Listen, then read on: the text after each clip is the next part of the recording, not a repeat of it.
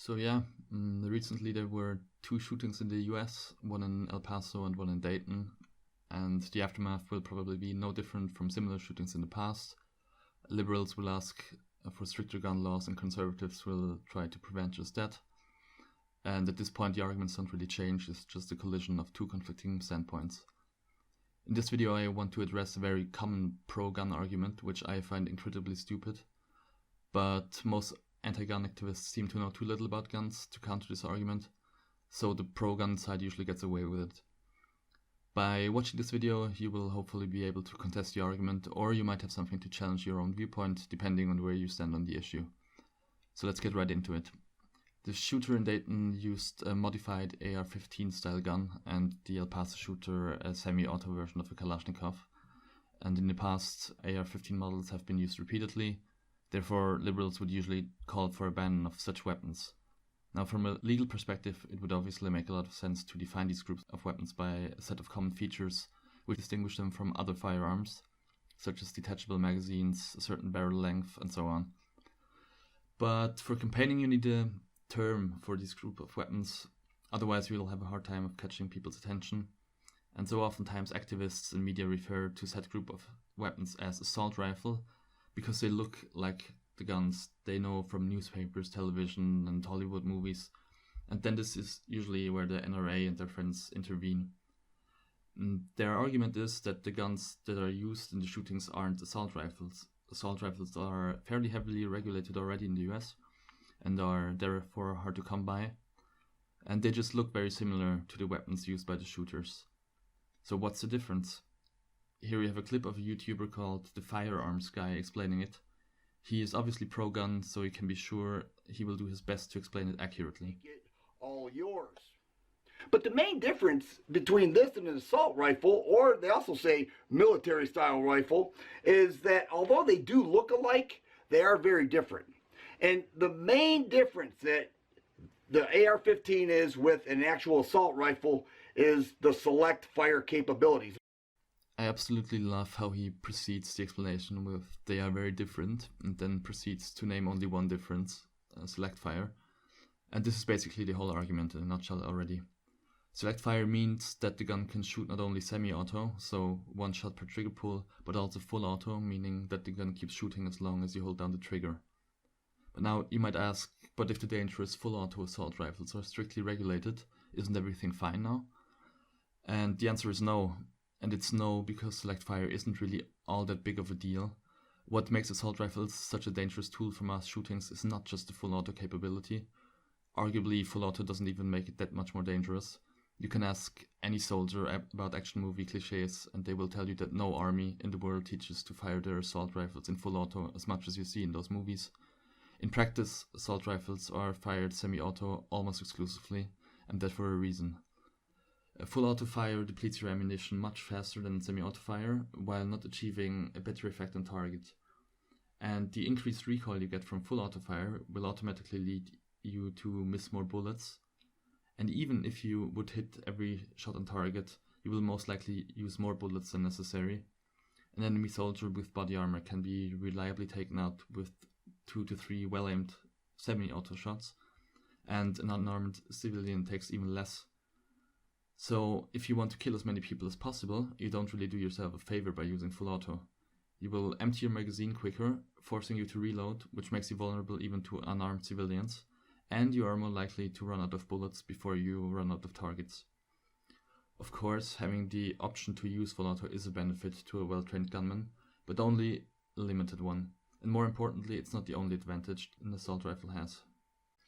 Because assault rifles were originally designed for military usage, in a jack-of-all-trades role, they are optimized to accurately kill as many people as possible, while retaining high mobility.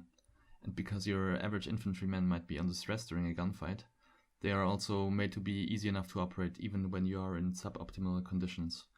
That ease of use obviously benefits mass shooters as well, as it can be handled without extensive training and reduce the impact of stress. So now, what are some of those typical assault rifle features which those non-assault rifles retain? Here we have the most important ones.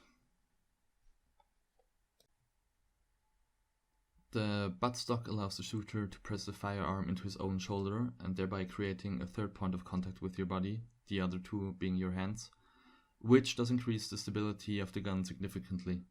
Additionally, your shoulder works against the recoil, which allows the shooter to retain accuracy while firing fast. The pistol grip makes handling the firearm much more comfortable, especially when standing up and even more so when moving. There is a reason why all modern assault rifles use this type of grip. Just imagine clearing corners with a gun that has a traditional straight stock. It simply decreases accuracy, mobility, and ease of use.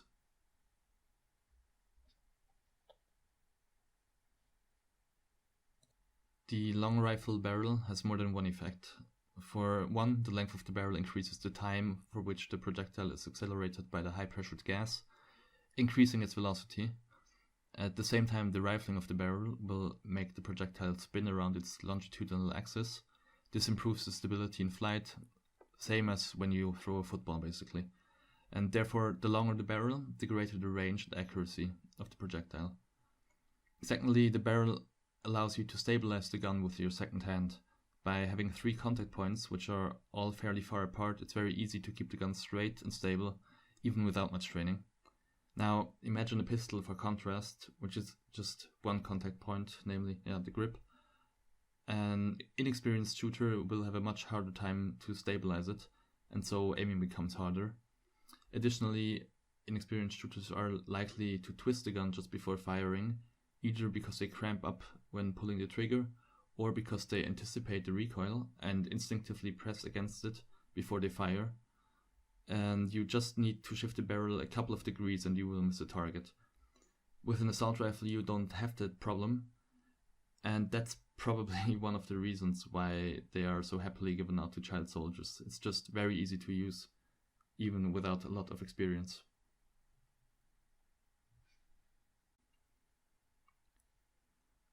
Detachable magazines are the optimal compromise between mobility and firepower.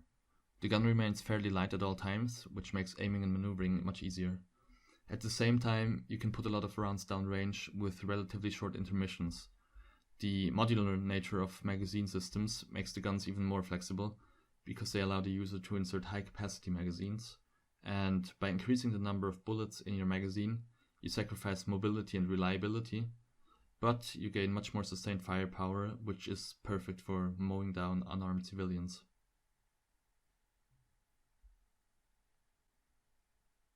Now lastly, caliber. That's a bit of a tricky one because a lot of gun models come with different caliber sizes, but for the sake of this video we can just talk about 5.56 rounds, which is the NATO standard for assault rifles. Most modern assault rifles in military use have calibers of roughly the same dimensions. And the only point here really is that they are pretty deadly, especially against unarmored targets, which have nothing more than light cover. Obviously there are stronger rounds out there, but in many cases they would just be overkill against civilians, and they weigh more. And basically that just shows the point once again that those guns are made to kill people efficiently. And that doesn't just mean they make big holes, but that they are accurate, fast firing, mobile, and still able to down a target in 1 or 2 shots. So the bottom line is that assault rifles have an abundance of features which were optimized for military usage, which unfortunately makes them a good tool for mass shooters as well. There are some further details, but I think I made my point. Just removing the full auto capability from an assault rifle doesn't make it anywhere near harmless, and therefore, if assault rifles deserve stricter regulations, logically all those assault rifles without full auto deserve the same or at least a similar treatment. And this is then where the discourse comes into play. By contesting the term assault rifles, pro-gun activists and media make it hard to campaign against a group of weapons which is very dangerous for the public. Here we have Steven Crowder himself explain why that is. The truth is that the AR-15, it's not an automatic, it's a semi-automatic. Now most people, that semi is just a race. They hear automatic, right? And they just perk up. Semi-automatic just means you pull the trigger once and 1 bullet comes out. So for the record, all pistols pretty much effectively are semi-automatics, okay? And so when you use the term, we need to ban these semi-automatics, well, hold on, you're talking about everything. You're not just talking about AR-15s. No. You're talking about everything. In my opinion, it's just a very dishonest approach to say you can't call a gun an assault rifle if it has all the features of an assault rifle except from the fairly irrelevant select fire. But you are also not allowed to call for legislation against said group of weapons unless you have a proper term for them. Anti-gun activists are a non-homogeneous and not very well coordinated group, and they don't spend their entire free time discussing guns either. So it's very unlikely that they will come up with a widely used term on their own. Therefore, contesting the term assault rifle is just a dishonest strategy by pro-gun activists to sabotage constructive discussion about the group of weapons in question. I hope this video was somewhat informative and that you learned something about firearms, or at least about the discourse around them. If you have any feedback or criticism or anything else to discuss, please do so in the comments. I know this is a controversial topic, but please stay civil. And as a small input, here you have an image of the full auto assault rifle I used in my military service, and below you have the civilian model of the same gun, which is semi-auto. Do you really think they deserve such a different treatment?